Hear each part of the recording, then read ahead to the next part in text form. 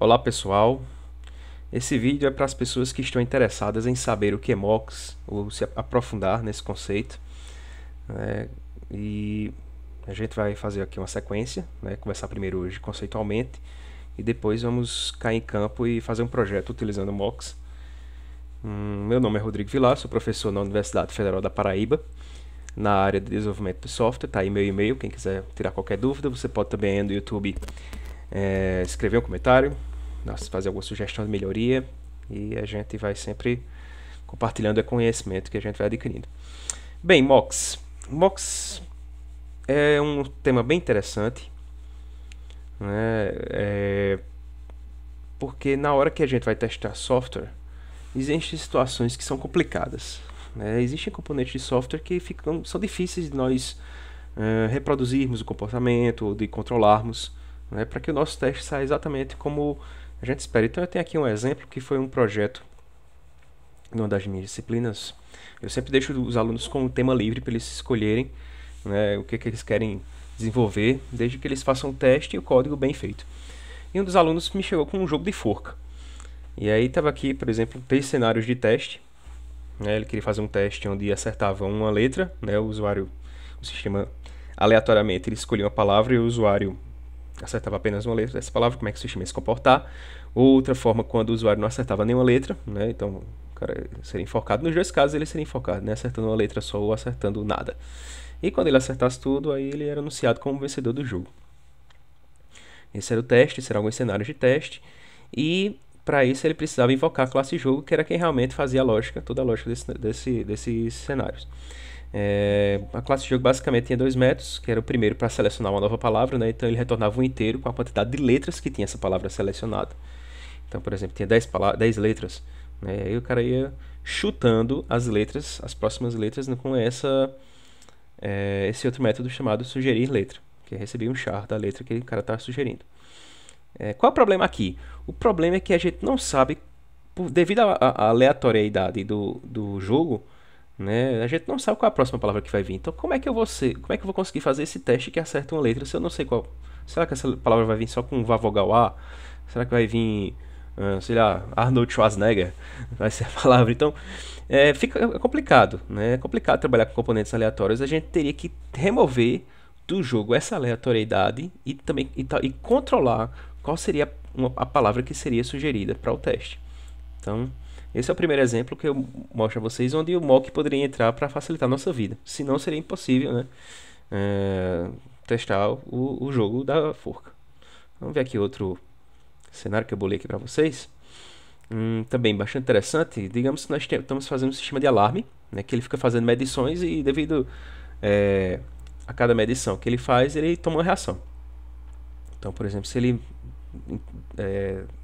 acha que está acontecendo um terremoto forte, então ele deve avisar, dar um alerta de tsunami, por exemplo, se for um maremoto. Né? Então eu tenho aqui quatro testes, 4 cenários de teste: um terremoto forte, terremoto pequeno, maremoto forte e maremoto pequeno. E aí o alarme deveria reagir, né? Só que para ele descobrir se realmente está havendo um terremoto forte, o alarme teria que perguntar, ele vai funcionar no ambiente real, perguntando a um sismógrafo, né? Primeiro, se existe tremor, que deve retornar true ou false. Né? Se existir tremor, ele retorna true. Se não existir, retorna false. E existindo tremor, ele deve perguntar qual a magnitude. E aí ele vai decidir de acordo com a magnitude se o terremoto é fraco, forte, e se deve avisar, a quem deve avisar do terremoto e do possível tsunami. O problema aqui é o sismógrafo. Né? Esse é um componente de hardware real, né? que é complicado a gente esperar quanto tempo acontece um terremoto forte na minha região, né, que eu estou testando, por exemplo. Então não dá para usar esse componente real aqui para testar o sistema. E realmente o sistema tem que estar pronto. Quando eu tenho que forçá-lo, eu tenho que exercitar ele um terremoto forte, para que quando acontece o terremoto ele envie uma mensagem para quem está interessado. Né? Então isso aqui seria um exemplo também de mock, onde a gente substituiria o sismógrafo por um mock, e o mock ele vai simular estar havendo um terremoto, vai retornar true, não existe tremor, e vai chutar uma magnitude qualquer aí que a gente pode amarrar previamente. Tá? Então você vai ver, notando aí como é interessante o caso dos mocks. Outro exemplo aqui, nós temos um teste de um aplicativo de chat, que conversa pela rede, né? Uma troca de arquivos, por exemplo. Então, um teste aqui seria enviar arquivo com sucesso e outro seria, na hora que eu estou enviando o arquivo, ele é corrompido pela rede. Seria um erro difícil de acontecer, mas pode acontecer. E como é que o sistema vai reagir se o arquivo for corrompido? Então, a classe mesmo da lógica, a classe chat, ela tem esse método enviar arquivo, que recebe um file, e aí manda os bytes do arquivo pela rede, né? Que no caso da rede aqui ela tem esse método enviar pacote, que o pacote tem os bytes do arquivo. Pode ser quebrado, pode ser retransmitido e assim por diante. O detalhe aqui é que essa classe rede pode lançar uma remote exception, que é uma exceção Java para problemas de rede, né? Então, mas se eu estiver usando a rede de verdade, né, montar um ambiente onde eu tenho um chat lá no outro lado do mundo e o cara, como é que eu sei que eu vou forçar que exista um corrompimento do arquivo, né? Então, aqui também é o caso da gente troca essa rede real por uma rede mock. E essa rede mock a gente configura ela para lançar uma exceção quando esse teste aqui foi executado. Então vai lançar uma exceção, remote exception, dizendo que o arquivo foi corrompido. E aí o chat vai receber essa exceção da rede e vai tomar a devida reação.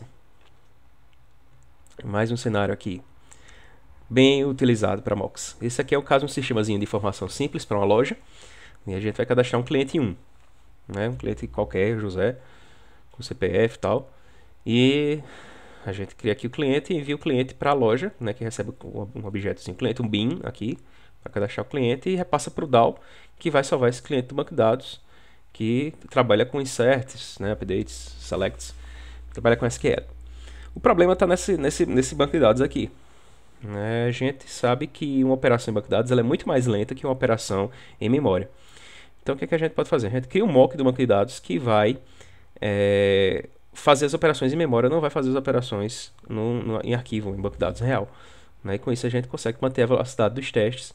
Né? Quando você usa testes com banco de dados, devido à latência, né, das operações do banco, você pode aí ter baterias de testes que demoram horas para executar. E você simplesmente substituindo o banco de dados por um mock, você consegue fazer uma speedup aí da velocidade, né, e ter esses testes rodando em poucos minutos. Que mais? Aqui o exemplo mais tosco, né? Mas que também pode acontecer, que é um caso do componente que não existe. Né? Você pode tá desenvolvendo, a sua equipe está desenvolvendo, sei lá, desenvolvendo um sistema para Star Trek, né? Aqueles seriados de ficção científica. E você está fazendo testes para o seu sistema e, sei lá, o cara faz se teletransportar, né? O que vai acontecer quando o cara se teletransporta, o controle que tem que haver e tal. Bem viajado esse exemplo. Mas no nosso mundo real, atual, ainda não existem teletransportadores. Né? Então, mas você sabe como é que tem a interface dele, né? Você vai receber uma pessoa de uma localização espacial e transportar para outra localização. Mas esse cara não existe ainda, a gente sabe a interface dele. Então você pode implementar seu componente, né? E deixar ele bem testadinho e cria um mock para o componente que ainda não existe. Né? Você define a mesma interface, mas espera que um dia esse componente venha a existir, e quando ele vier a existir, você já está preparado para se integrar com ele, e aí seu aplicativo já está realmente pronto.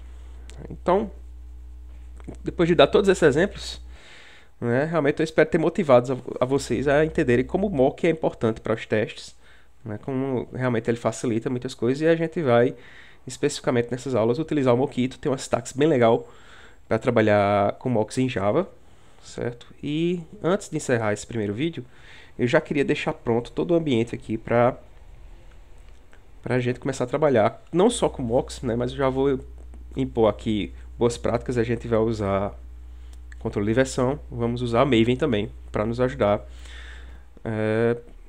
na operação aqui do nosso projeto, de exemplo. Então vamos lá, vou criar aqui um projeto Maven.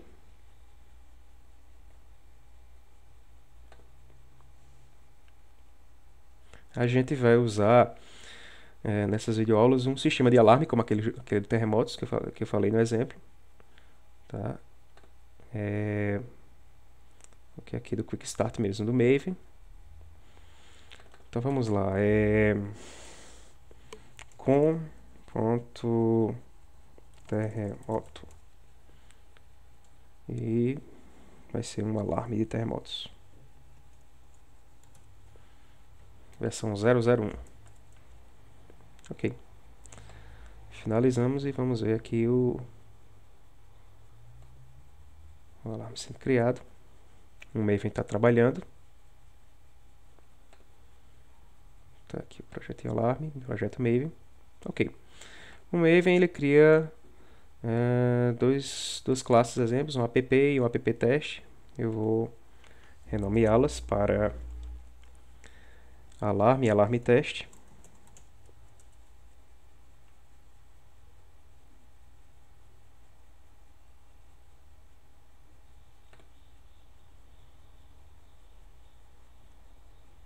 Vou apagar aqui esse main, que a gente não vai precisar usar o main aqui no projeto. Dar um Ctrl Shift F para ele dar uma formatada no código.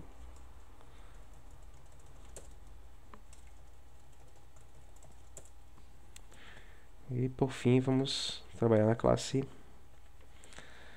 app teste, que vai virar alarme teste.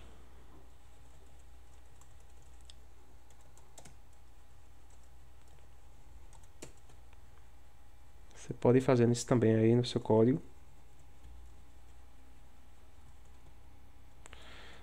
Nós vamos usar JUnit 4, então eu vou mudar aqui a sintaxe que o Maven criou.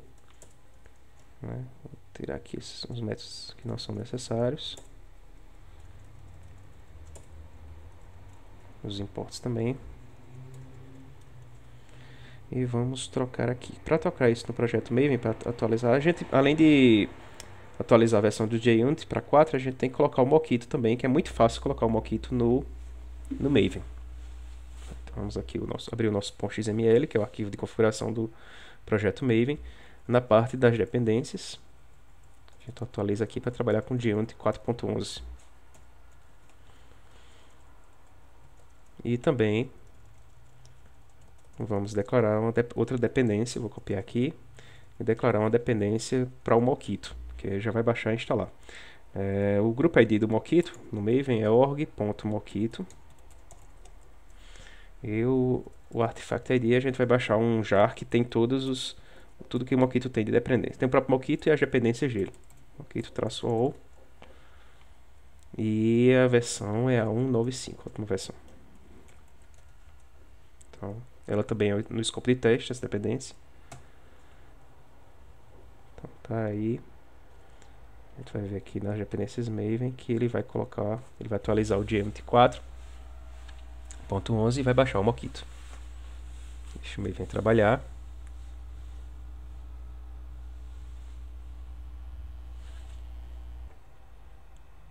Tá aqui já, tudo ok. O JUnit 4.11, o Mockito e a dependência do Mockito, que é o Rank-REST Core. Beleza. Para finalizar, vamos jogar isso tudo no Git. A gente vai entrar aqui na pasta do projeto. Você pode achar essa pasta aqui, clicando no botão direito no projeto, em propriedades. Não vai aparecer no vídeo, mas está aqui Properties. Tá aqui Rodrigo Vilar, Workspace, Alarme. Então é onde está o projeto. A gente vai entrar nessa pasta, inicializar o Git.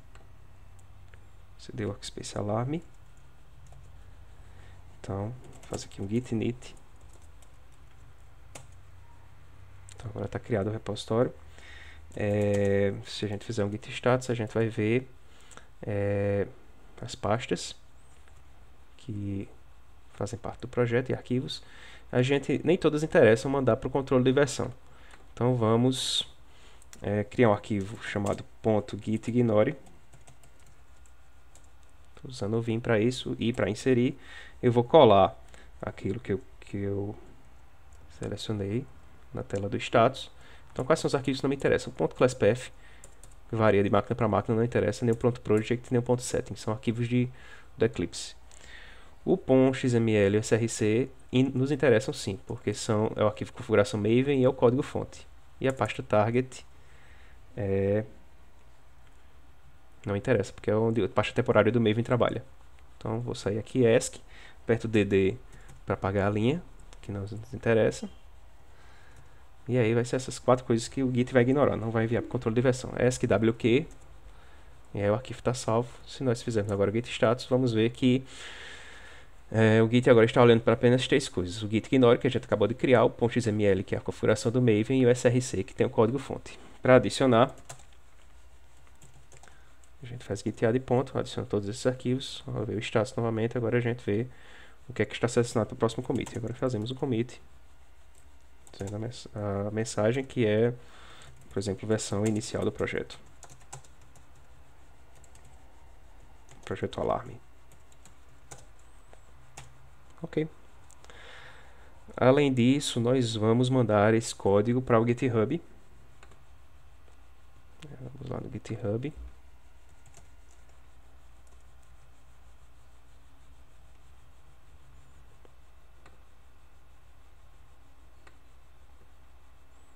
Criar um projeto Alarme lá.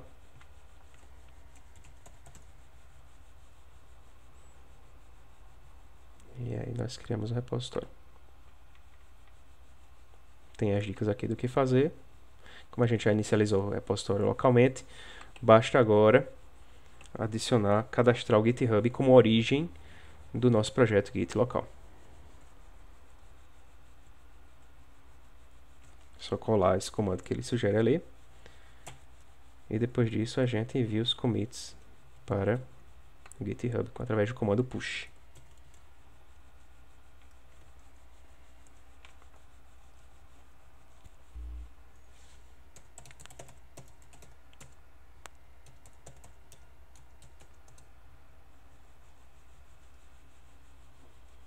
Beleza? O código já está lá. E agora se a gente der um refresh aqui no projeto, tem exatamente o código lá, inicial. Então, a partir desse projeto, a partir desse código que a gente vai começar a trabalhar. E nos próximos vídeos a gente vai exercitando os conceitos dos mocks através do Mockskito. Um abraço e até a próxima.